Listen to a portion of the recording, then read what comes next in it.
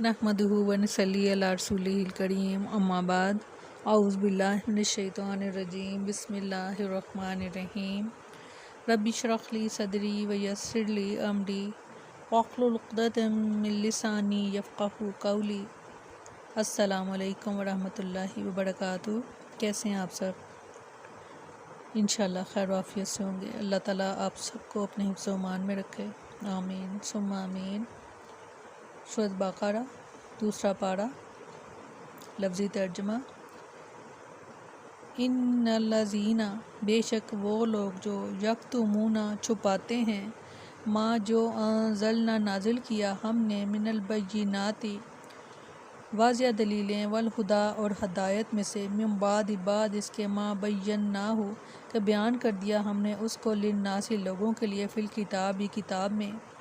उलाइका यही वो लोग हैं यलअनहुमुल्लाहु इस्तग़फ़ार लानत करता है उन पर अल्लाह, व यलअनहुमुल्लाइनून और लानत करते हैं उस पर सब लानत करने वाले। इस्तग़फ़ार इल्लल्लज़ीना मगर वो लोग जो ताबू जिन्होंने तौबा की, वस्लहू और इस्लाह की, वबय्यनू और वाज़िह बयान कर दिया, फ़उलाइका तो बस यही वो लोग हैं अतूबू जिन पर मैं मेहरबानी करता हूँ लहिम उनके ऊपर, वाना तव्वाबुर रहीम और मैं ही बहुत तौबा कबूल करने वाला और बहुत रहम करने वाला हूँ। बेशक फरमाया बेशक जो लोग इसको छुपाते हैं जो हमने वाज़िह दलीलों में से उतारा है और इसके बाद कि हमने इसे लोगों के लिए किताब में खोल कर बयान कर दिया है, ऐसे लोग हैं कि इन पर अल्लाह लानत करता है और सब लानत करने वाले इन पर लानत करते हैं। मगर वो लोग जिन्होंने तौबा की और इस्लाह कर ली और खोल कर बयान कर दिया तो ये लोग हैं जिनकी मैं तौबा कबूल करता हूँ और मैं ही बहुत तौबा कबूल करने वाला नहायत रहम वाला हूँ। बेशक इस आयत में इन लोगों के लिए शदीद वईद है जो अंबिया और रसूल के ज़रिए भेजी गई हदायत और रहनुमाई को लोगों से छुपाते हैं। यह आयत अगरचे यहूद व नसारा के इन उलमा के बारे में नाजिल हुई थी जिन्होंने नबी करीम सल्लल्लाहु अलैहि वसल्लम की सदाकत की निशानियों को छुपाया था, लेकिन इसका हुक्म आम है। हर वो शख्स जो अल्लाह ताला की तरफ से नाजिल शुदा हक़ की निशानियों को छुपाएगा वो इस वईद में शामिल होगा। कतमाने हक़ इतना बड़ा जुर्म है कि अल्लाह ताला ऐसे लोगों को अपनी रहमत और कुर्बत से दूर कर देता है और सारी दुनिया की लानत इन पर बरसने लगती है। अस्तग़फिरुल्लाह।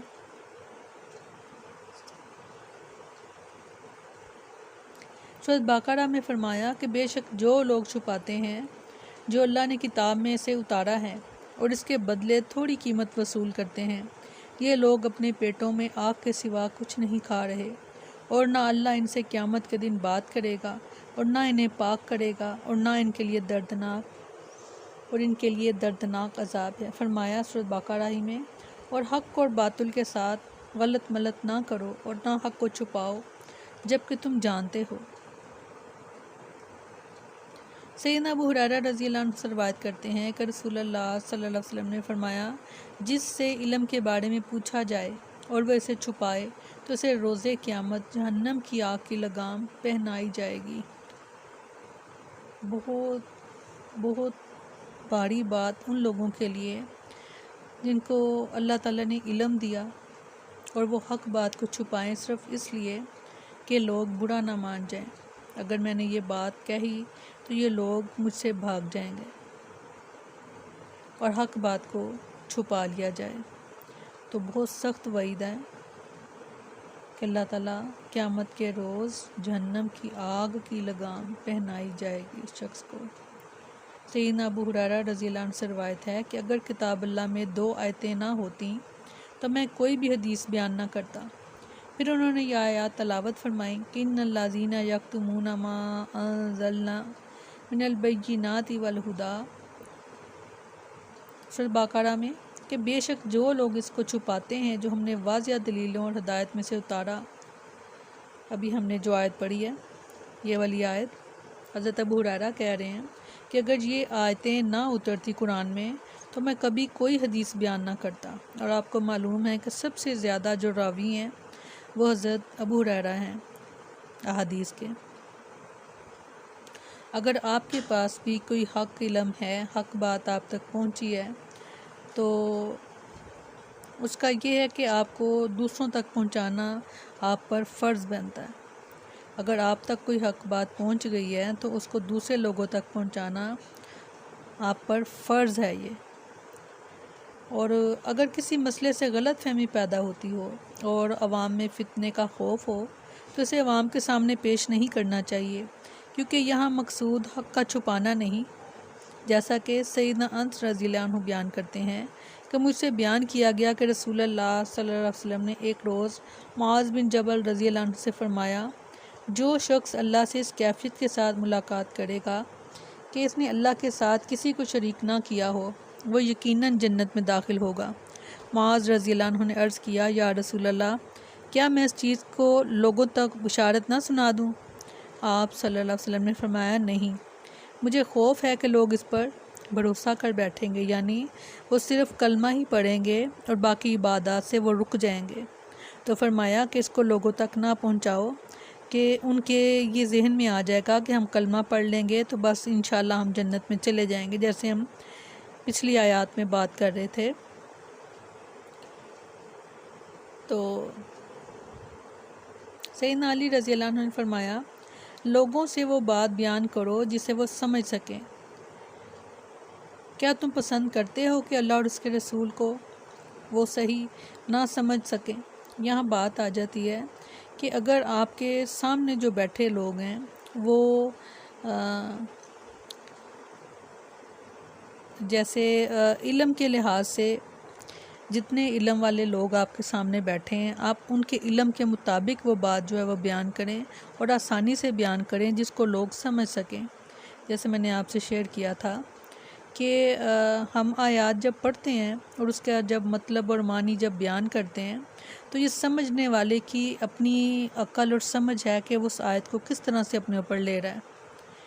تو سامنے بیٹھنے والے لوگوں کو دیکھ کر تو پھر بات جو ہے وہ علم کی بیان کرنی چاہیے، تاکہ ان کو اس حدیث کی، اس آیت کی اچھی طرح سے سمجھ آ جائے۔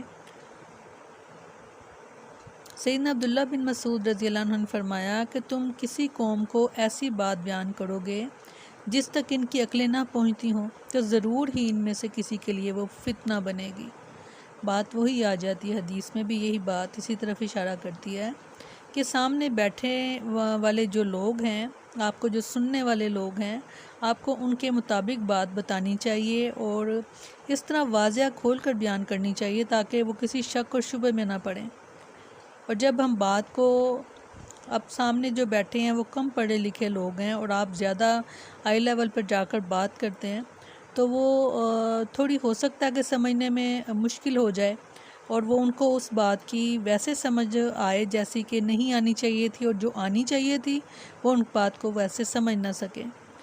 تو کوشش ہوتی ہے، ہر علم والے کی کوشش ہوتی ہے کہ آسان لفظوں میں اور آسانی سے بات جو ہے وہ بیان کی جائے، اور کوشش میری بھی یہی ہوتی ہے کہ میں جتنی آسانی کے ساتھ بات کو آسان لفظوں میں بیان کر سکوں میں کوشش کرتی ہوں۔ اس کے باوجود بھی اگر کسی بہن یا بھائی کو اگر کوئی مشکل ہو جائے تو میں معذرت چاہتی ہوں۔ کوشش میری یہی ہوتی ہے کہ کوئی بات اس طرح نہ ہو، یعنی وہ بات کسی کے لیے بھی کوئی فتنے کی باعث نہ بنے بات۔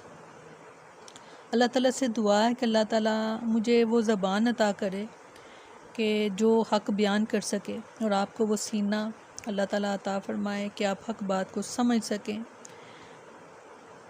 اللہ تعالیٰ ہم سب کے لیے آسانیاں کریں، آمین ثم آمین۔ اگلی آیت میں حکم یعنی سابق سے استثناء ہے کہ جو اپنے گناہوں سے تائب ہو کر اپنی اصلاح کر لے گا اور جو حق بات چھپائی تھی اسے لوگوں کے سامنے بیان کر دے گا تو اللہ تعالیٰ ان کی توبہ قبول کر لے گا۔